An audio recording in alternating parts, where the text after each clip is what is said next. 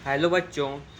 कल हमने क्लास 10 तक का जो है पहला चैप्टर रासायनिक अभिक्रिया एवं समीकरण उसका फर्स्ट लेक्चर देखा था। आज हम सेकेंड लेक्चर देखेंगे। तो इसमें बचा था रासायनिक अभिक्रियाओं के प्रकार। जो रासायनिक अभिक्रिया है वो 5 प्रकार की होती है, जिसका पहला है संयोजन अभिक्रिया। इसमें दिया है कि इस अभिक्रिया में दो या दो से अधिक अभिकारक मिलकर एक उत्पाद बनाते हैं। यानी कि जो अभिकारक हैं वो दो हो सकते हैं, दो से अधिक हो सकते हैं, लेकिन जो उत्पाद बनेगा वो सिर्फ और सिर्फ एक बनेगा। कितना बनेगा? एक बनेगा। जैसे कि अगर हम उत्पाद लेते हैं ए और प्लस बी, ये हो गया अभिकारक ए और प्लस बी, लेकिन जो उत्पाद बना है वो सी है, जो कि केवल एक है। इसको हम कहेंगे संयोजन अभिक्रिया। उदाहरण से हम समझते हैं कोयले का दहन। कोयला जो होता है वो कार्बन होता है, जिसको हम सी से दर्शाते हैं, जिसका सूत्र प्रतीक होता है सी को हम ऑक्सीजन द्वारा दहन करते हैं, तो ये हो गया C+O2। ये हो गया अभिकारक। जो C+O2 हुआ ये हो गया अभिकारक, लेकिन जो उत्पाद बनता है वो केवल एक बनता है, जो कि CO2 जो गैस होती है वो होता है CO2, जो कि एक उत्पाद है। इसको भी हम संयोजन अभिक्रिया कहेंगे। और दूसरा देखते हैं जो है जल का निर्माण। जो जल का निर्माण हम पिछले भी देखे थे, वो भी संयोजन अभिक्रिया कहलाएगी, जो है 2H2 प्लस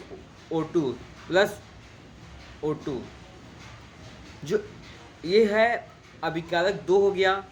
ये जो है वो दो अभिकारक हुआ, लेकिन जो उत्पाद बनता है वो केवल एक ही बनता है। ये जो उत्पाद है केवल एक है, 2H2O। इसको भी हम संयोजन अभिक्रिया कहेंगे। इसका अगला है वियोजन अभिक्रिया। 2 नंबर पर है वियोजन।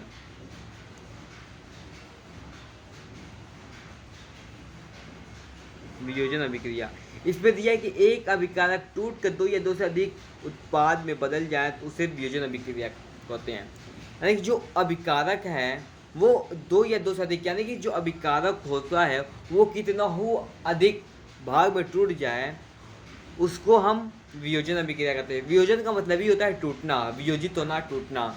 जैसे कि अगर हम मान लें ये जो ए है ये हो गया अभिकारक, ये टूट के बना है B+C+, हम D भी ले सकते हैं, E भी ले सकते हैं। ये जो है उत्पाद बना, और ये अभिकारक केवल एक है, लेकिन जो उत्पाद है वो अनेक है। इसको हम बोलेंगे वियोजन अभिक्रिया। जो वियोजन अभिक्रिया होती है वो 3 प्रकार की होती है। एक है ऊष्मीय वियोजन, दूसरा है वैद्युत वियोजन, तीसरा है प्रकाशीय वियोजन। अब अगले पेज पर इसको देखते हैं अलग अलग। पहला है वियोजन ऊष्मीय वियोजन। अभिकारक का ऊष्मा द्वारा किया गया वियोजन, यानी कि जब हम अभिकारक को ऊष्मा देकर वियोजन करेंगे तो वो उसको कहेंगे ऊष्मीय वियोजन। ये अश्मीय लिखा गया, सॉरी ऊष्मीय रहेगा। जैसे ये है CaCO3, इसमें अगर ऊष्मा इसको देंगे तो ये CaO और CO2 में टूट जाएगा। यानी कि अभिकारक जो है वो एक हुआ और जो उत्पाद है वो दो हुआ, और ये ऊष्मा द्वारा वियोजन हुआ है, इसलिए इसको हम ऊष्मीय वियोजन बोलेंगे। और फिर उसके बाद अगला है वैद्युत वियोजन। वैद्युत धारा के प्रवाहित होने के कारण होने वाले वियोजन, यानी कि जब किसी चीज़ मतलब कि जो कोई है उसमें अगर हम उस वैद्युत प्रवाहित करेंगे, धारा प्रवाहित करेंगे, तो जो वियोजन होगा उसको हम बोलेंगे ऊष्मीय वियोजन। जैसे कि अगर 2H2O ले लें हम, अगर हम इसमें धारा को प्रवाहित करें, वैद्युत धारा दो इसको प्रवाहित करें, तो ये 2H2 प्लस O2 में टूट जाएगा। तो ये जो हुआ वैद्युत धारा द्वारा वियोजन, जो कि एक अभिकारक है लेकिन अनेक उत्पाद बने। इसी तरह है प्रकाशीय वियोजन। सूर्य के प्रकाश की उपस्थिति में होने वाला वियोजन, यानी कि सूर्य के प्रकाश से जो होता है उसको हम ऊष्मीय वियोजन बोलते हैं। ये है 2AgCl।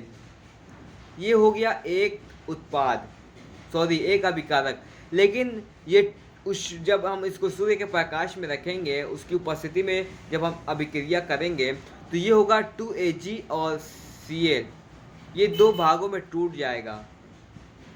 तो एक अभिकारक हुआ, दो उत्पाद बना और सूर्य के प्रकाश की उपस्थिति में हुआ, इसलिए हम इसको ऊष्मीय वियोजन बोलेंगे। इस अभिक्रिया का उपयोग श्वेत फोटोग्राफी में किया जाता है। अगला देखते हैं जो है तीसरा है विस्थापन अभिक्रिया। किसी अभिक्रिया में अधिक क्रियाशील यानी कि ज़्यादा क्रिया वाले तत्व, अधिक क्रियाशील तत्व जो है वो कम क्रियाशील तत्व को उसके यौगिक से विस्थापित कर देते हैं। जैसे कि Fe हो गया लोहा, और CuSO4 यानी कि कॉपर सल्फेट, ये है सॉलिड है, ये एक्वस है यानी कि जलीय विलयन है। इसको हम Fe प्लस SO4 और Cu में तोड़ देते हैं। जैसे अगर हम बात करें जो Fi ये सिंगल है और CuSO4 ये एक साथ है, लेकिन इसके द्वारा जुड़ गया और जो C है वो अकेला हो गया। ये जो उत्पाद बना इसमें देखते हैं FeSO4 और Cu, इसमें जो है लोहा अकेला था और CuSO4 एक साथ थे, लेकिन जब जो उत्पाद बना लोहे का सल्फेट जो है वो FeSO4 एक साथ मिल गया, लेकिन जो कॉपर जो था वो अलग हो गया। तो इस अभिक्रिया में अधिक क्रियाशील जो तत्व है वो कम क्रियाशील को उसके यौगिक से विस्थापित कर देते हैं, अलग कर देते हैं। इसी तरह अगला जो है चौथा है द्विविस्थापन अभिक्रिया। इस अभिक्रिया में उत्पादों का निर्माण यौगिक के बीच आयनों के आदान प्रदान से होता है, यानी कि जब आयन का आदान प्रदान होगा उससे निर्माण होगा, उसको हम बोलेंगे द्विविस्थापन अभिक्रिया। जैसे कि हम देखते हैं Na2SO4 यानी कि सोडियम सल्फेट जो है एक्वस जलीय विलयन है, और दूसरा है बेरियम क्लोराइड BaCl2। जब ये हो गया अभिकारक, जब ये उत्पाद बना BaSO4 हो गया और 2NaCl हो गया। इसमें जो है BaSO4 ये हो गया बेरियम और SO4 सल्फेट, बेरियम और सल्फेट एक साथ हो गया, और जो Na2 है और Cl2 है वो एक साथ हो गया। यहाँ पे देखो, यहाँ पे ये द्विविस्थापन अभिक्रिया हुई। बेरियम सल्फेट यानी BaSO4 जो है सफ़ेद विलीय छेप का निर्माण होता है, यानी कि जब हम जो विलीय पदार्थ होता है जो नहीं खुलता, जो नीचे सफ़ेद सफ़ेद बैठ जाता है, वही होता है बेरियम सल्फेट। जो अगला है लास्ट है अपचयन तथा उपचयन। हम देखेंगे उपचयन किसे कहेंगे? पदार्थ में ऑक्सीजन की वृद्धि होना, यानी कि जो पदार्थ है उसमें अगर ऑक्सीजन ऐड होगा या हाइड्रोजन का ह्रास यानी हाइड्रोजन निकलेगा, दोनों में से कोई एक काम होगा तो वो होगा उपचयन। लेकिन जो अपचयन है इसी का ठीक उल्टा होता है, अपोजिट होता है। पदार्थ में हाइड्रोजन की वृद्धि होगी और ऑक्सीजन का ह्रास होगा, दोनों में से कोई एक काम होगा तो वो होगा अपचयन। जैसे कि ये C+O2 ये है अभिकारक की उत्पाद। ये जो ऑक्सीजन है इसमें ऑक्सीजन का जुड़ना, ऑक्सीजन की वृद्धि होती है, पदार्थ में ऑक्सीजन की वृद्धि, इसमें ऑक्सीजन की वृद्धि हुई, ये हो गया उपचयन। क्या हुआ? उपचयन। लेकिन जो ये है CuO+H2, इसको उष्मा द्वारा CuH2O, ये जो है हाइड्रोजन ये अलग है, लेकिन जब ये इसका उत्पाद बना ये O के साथ जुड़ गया, जो हाइड्रोजन है वो ऑक्सीजन के साथ जुड़ गया, यानी कि ऑक्सीजन में वृद्धि हुई, तो ये हो गया अपचयन। इसलिए पदार्थ में ऑक्सीजन की वृद्धि होना या हाइड्रोजन का ह्रास होना, इसको हम बोलेंगे, क्या बोलेंगे? उपचयन। लेकिन ठीक इसी का उल्टा, पदार्थ में हाइड्रोजन की वृद्धि होना और ऑक्सीजन का ह्रास होना, इसको हम बोलेंगे उपचयन। फिर अगला जो है वो है दैनिक जीवन में उपचयन अभिक्रियाओं के प्रभाव, यानी कि क्या प्रभाव पड़ेगा हमारे दैनिक जीवन में अपचयन अभिक्रिया से। तो वो है संचारण। जब कोई धातु आर्द्रता यानी कि नमी, वायु पानी या अम्ल आदि के संपर्क में आता है तब धातु संचारित हो जाता है। इसका एग्जाम्पल है लोहा।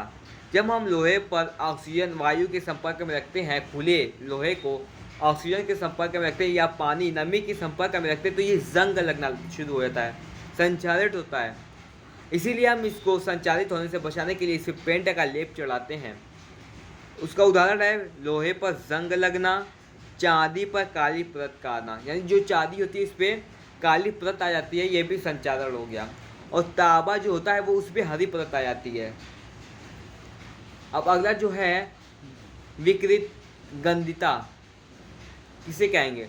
वसा युक्त यानी वसा द्वारा और तैलीय खाद्य सामग्री, जो तैलीय तेल द्वारा बनता है, तला जाता तेल में सामग्री वायु के संपर्क में आने पर उपचयित हो जाती है। यानी जब उसको वायु के संपर्क में लाया जाता है तो वो उपचयित हो जाती है, जिससे उसके स्वाद और गंध में परिवर्तन होता है। उसका स्वाद बदल जाता है, उसमें से गंध आने लगती है। उसको विकृत गंधिता कहते हैं। जैसे कि अगर हम चिप्स की बात करें, चिप्स का पैकेट होता है, वो चिप्स वो तेल में तला होता है, लेकिन वो ख़राब नहीं होता। क्यों? क्योंकि इसमें एक गैस भरी होती है जिसका नाम होता है नाइट्रोजन।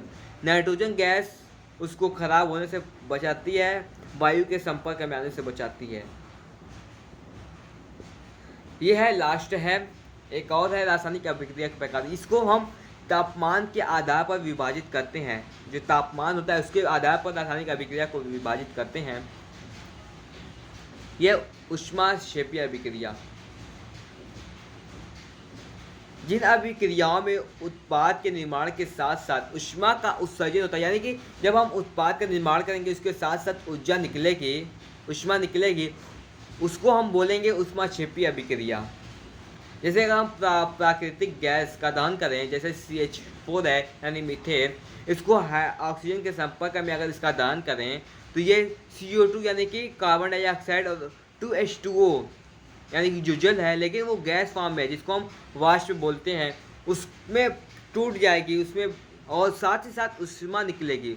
ऊष्मा जो है वो निकलेगी, इसको हम बोलेंगे ऊष्माक्षेपीय अभिक्रिया। और ऊष्माशोषीय अभिक्रिया इसी का भाग है। जिन अभिक्रिया में अभिकारकों के तोड़ने पर ऊष्मा, प्रकाश या विद्युत ऊर्जा की आवश्यकता होती है, उसको हम बोलेंगे ऊष्माशोषीय अभिक्रिया। यानी कि इसमें अगर वियोजन होगा उसका, टूटेगा उसका। सबसे अच्छा एग्जाम्पल है वियोजन अभिक्रिया, जिसमें ऊष्मा, प्रकाश और विद्युत ऊर्जा की आवश्यकता होती है, इसको हम बोलेंगे ऊष्माशोषीय अभिक्रिया। अब हमारा जो है जो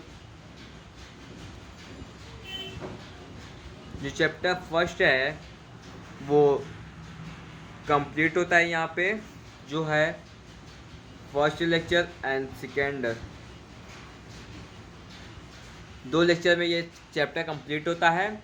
अब हम अगला चैप्टर जो है सेकेंड स्टार्ट करेंगे। उम्मीद करता हूँ कि आप लोगों को पढ़ाई में समझ में आया होगा, इसलिए आप लोग ये क्लास जो है अपने दोस्तों के साथ शेयर करें ताकि उन लोगों को भी समझ में आने लगे। और इस चैनल को सब्सक्राइब करें, लाइक करें और जितना हो सके शेयर करें। Thank you.